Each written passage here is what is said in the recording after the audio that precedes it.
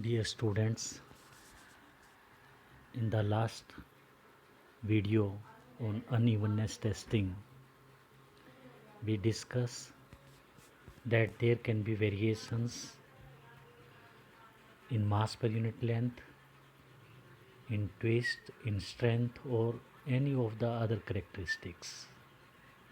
And most of these characteristics are interrelated.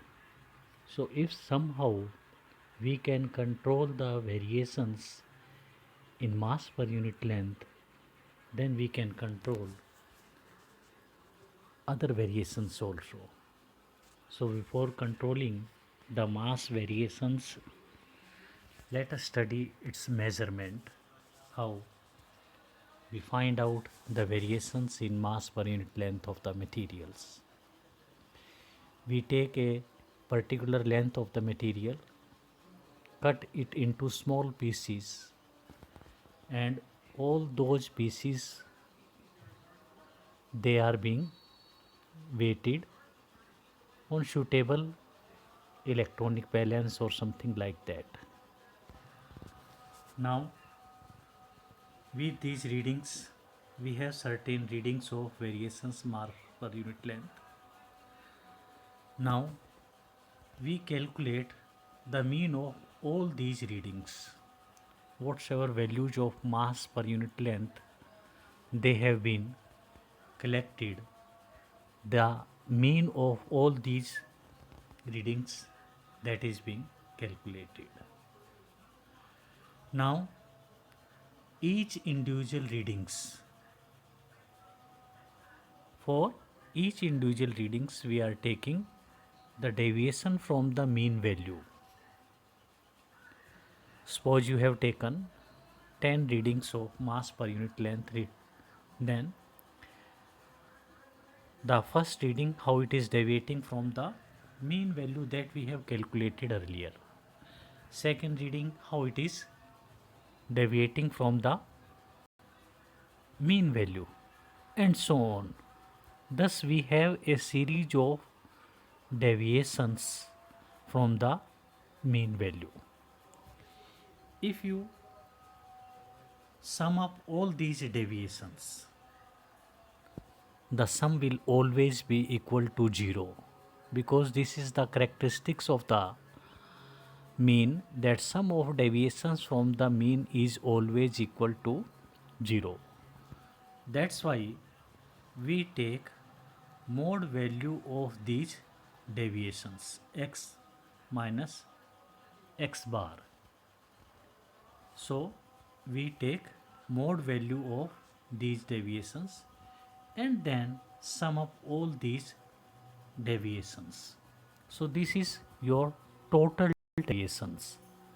Remember, total deviation is calculated by taking mode value of the deviation and then summing all the deviations. Now dividing it by number of readings, set if there are 10 readings, we divide it by 10.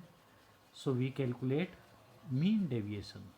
Since you have divided total deviation by the number of readings, so in this way we get mean deviations. Now this mean deviation expressed as a percentage of mean value that you have calculated,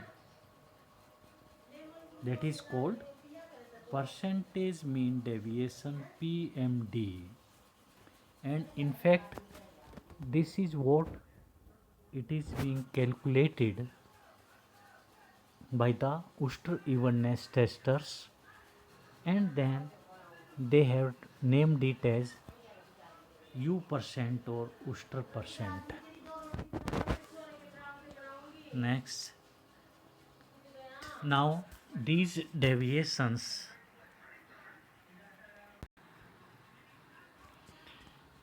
now calculation of CV, coefficient of variation, it is same, means we have taken certain readings, calculated the mean of all those readings.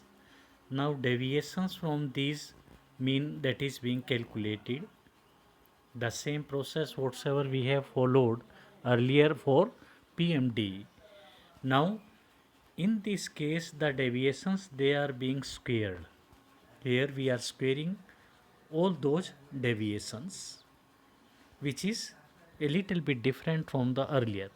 In the earlier we had taken total of mode value of deviations, whereas in this case we are squaring all those deviations and then taking sum of all these squared deviations.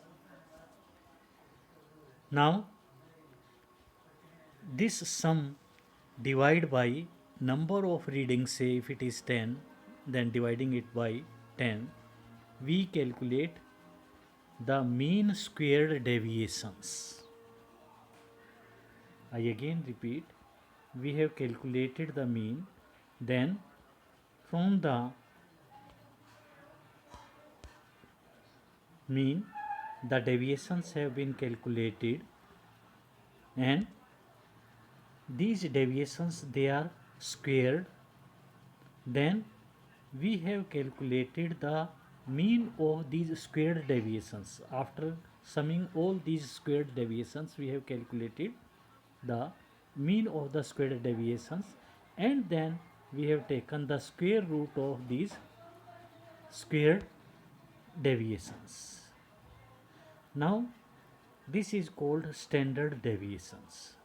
Standard deviation is square root of mean of the squared deviations. Now this standard deviation expressed as a percentage of mean value that you had calculated earlier. This is called coefficient of variation. So this is another way of expressing the variations present in the materials.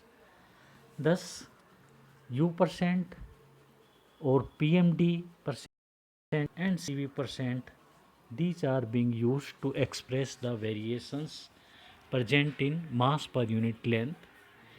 If these variations means variations from the mean, they are randomly distributed, in that case this is the relationship that exists between the CV and U percent.